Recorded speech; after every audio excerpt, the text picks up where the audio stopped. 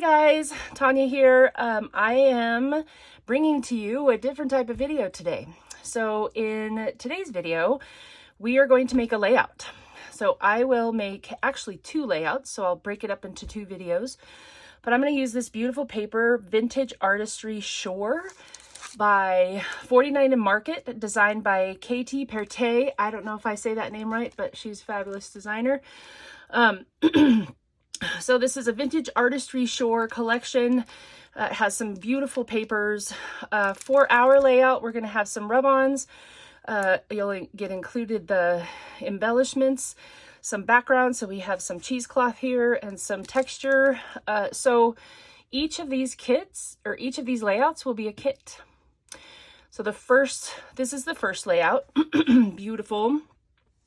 This is, when I think about the beach, I think about taking my mom to Holtz, Oregon. We rent this beautiful sea house, seaside cottage, and it's right by the beach. So this is the view from this window. So so no beach volleyball photos, no hanging out in the hot weather. My beach is cold.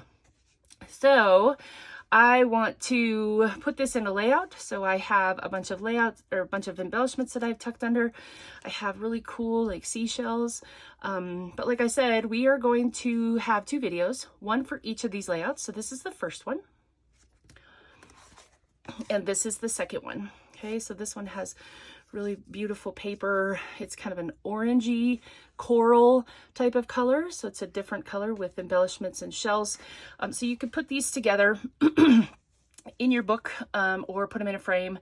But it's this gorgeous, gorgeous, gorgeous shore paper from 49 and Market. Okay. So in the video, or in the kits, you're going to get all of the embellishments, the paper. I'll include some cardboard, and I'll talk in the video how I use my cardboard, but the technique videos will be available. So if you purchase the kit, you can come back to this video and watch the technique. It's a similar technique with both, and I'm not using any mixed media. So I'm not using any paints, I'm not using any goopy stuff, because all of the embellishments and the rub-ons really make that background texture amazing. Okay, so here's number one. And here's number two. Okay.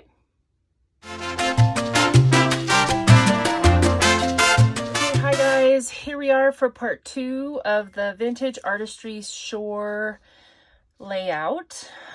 If you did not watch part one, go to the link. I'll put it up here or down there for part one. So this is the second of the kits that you can buy with the Vintage Artistry Shore. So I have these two pieces of paper. I've already done all the work ahead of time. Again, in part one, I walked you through how to do all of that. But what I did was I took this piece of paper. So my trick, because I don't like to waste paper, just in case I might need it for a background or something, I cut out just a frame. It doesn't matter. Really, you can be exact if you want to, but I just kind of cut out the middle of this frame because I want to use this as a background, but I like this paper. So I kind of like the middle of it. So to not waste paper, and I like to hoard 49 and Market stuff because it's fabulous. I kind of cut it out to use it later. So I'm going to set that aside. I have the other fish paper that I had. So I cut off the product tags here. I keep them just in case, because sometimes some of the artists or paper people, they put really cool designs that you can use. So I may use that as a title for this, or later I may use It's a Beach thing, but I don't know. We're gonna find out.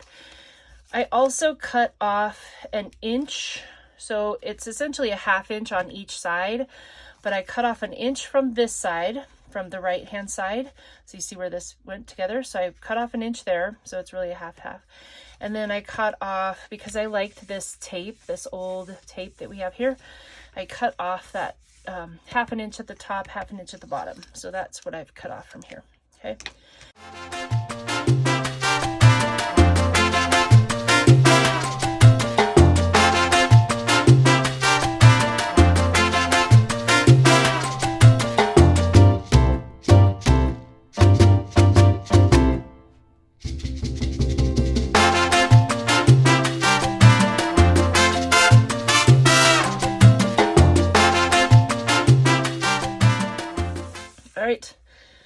Here is all my stuff that I'm gonna get with this kit. So you are going to get some cheesecloth. So this is brown cheesecloth. There's like 2 layers in this. We'll pull it apart when we get there. This is some packaging that I got in some random box. I have no idea what it was for. If I remember, I would have ordered some more. Kind of cool to keep. And then some hemp cord if we need it. We used it in the last layout, so I like to kind of make it cohesive and use the same things over and over again. This is the other half of the shells. In part 1, I used a couple of them, but here's what you're going to get in this kit is this shells, and then here's some extra rub-ons, just kind of decorative. And here's all of the embellishments you're going to get. The paper, I've already taken that same walnut stain and used my edger or my whatever that tool is called, and edged all around those to save some time. So here's all the pieces that you're gonna get. You do not have to use all of them. I just included a lot of them in case that you do. Like this one's kind of cool with the shells, and this map, kind of cool.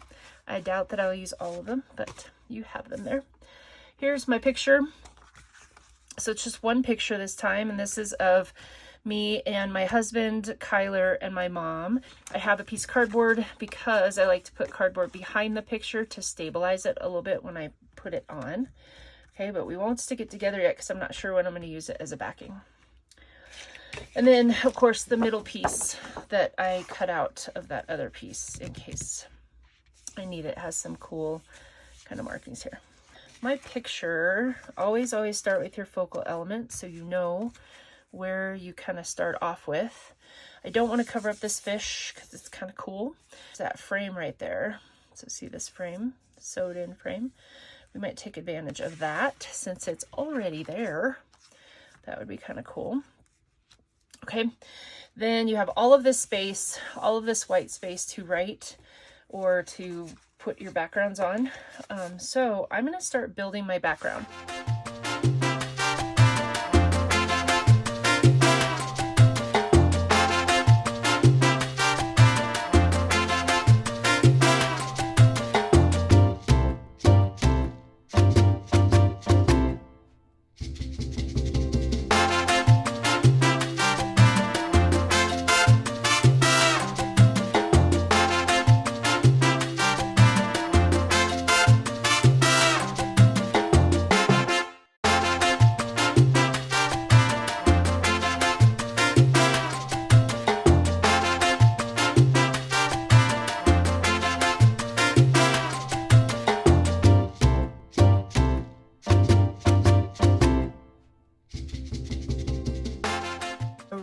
Of thumb that I do. So if you have think of a bed of like a rose garden. So when you see a rose garden, sometimes you see like one rose that's really beautiful, but it's the bunch of the roses that are good. So if you have your embellishments kind of spread out too much, your eye doesn't really know where to look, right? And I want people to look here. This is my focal element. So I want to tighten up everything. So I'm going to pop my picture up so I can tuck things behind it. So that's why I want to make sure that I'm kind of making a rectangle here and I'm keeping that shape. If I were to start going over here longer, it'd be longer. I would get into this fish thing, but I'd also have this weird edge that I'd have to kind of tighten up, and because it just looks kind of weird with that edge.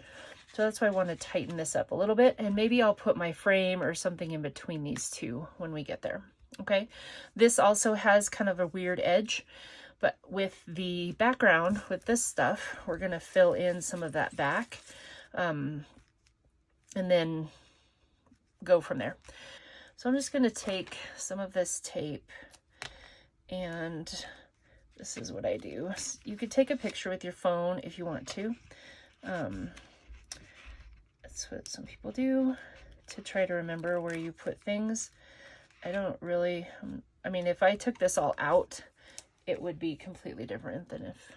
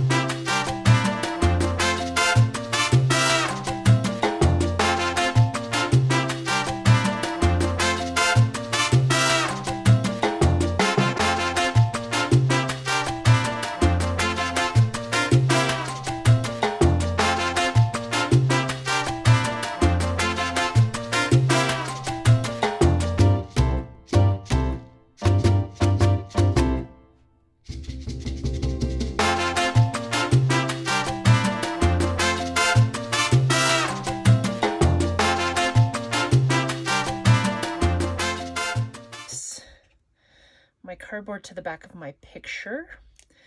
I'm not using 3D or really ultra thick gel on my paper because ultra thick gel or gel medium or glue has water in it. And if it has water in it, it's going to absorb into your paper and it's going to make it warp. So that's what makes your paper warp, is that the moisture in your glue. So when you're putting a picture on, and I don't want this to warp, usually I don't care, but I'm going to put, I'm going to use tape. I'm going to use like a dry adhesive, your double-sided adhesive, to put the paper on so that it doesn't warp, all of that. All right, so now it's going to sit up a little bit, and I want it to sit up a little bit more. I'm going to pop this with a piece of cardboard, or you could use foam tape if you want. I hoard cardboard. So I'm going to put a little piece of cardboard because look, it's going to make that edge here that I can tuck things in, okay?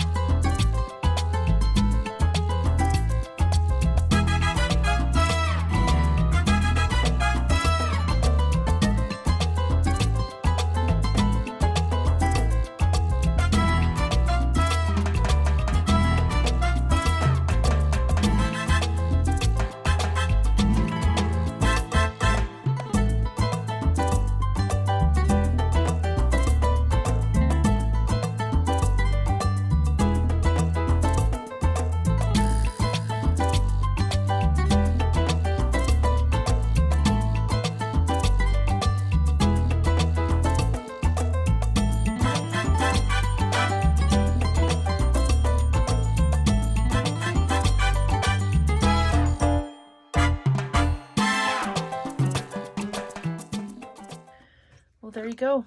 There's the second one. And so I didn't leave a lot of space to write. Here's the second one. So yay, that kind of came out really cool. And then here's part 1. So they can sit together in your book if you want a 2-page spread. Sit together in your book, or they can frame, or whatever you want. Okay, so I hope you enjoyed this. I hope that you go be creative, right?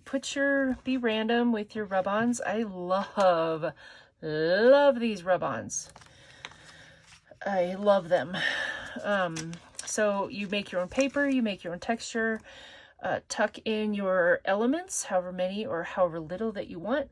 If you have extras, you can use it on a different page. You can also use so I didn't use these, but you can.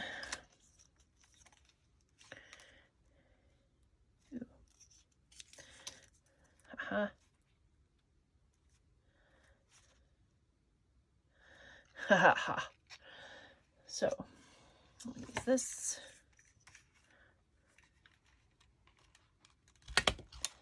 There we go. And you could just add things randomly if you find extra paper.